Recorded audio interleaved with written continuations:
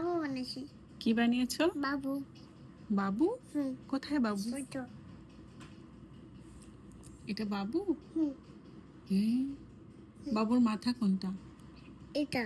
এটা মাথা। পা কোথায়? পাইটা। বাবুর হাত কোথায়? এটা। কোথায় হাত? এটা। এটা হাত? বাবুর এত বাজে অবস্থা। এটা বাবু? আফসিনকে আঁকাও তো। আফসিনকে আঁকাও। না। ক্লিয়ার হয়ে গেল, একদম পরিষ্কার।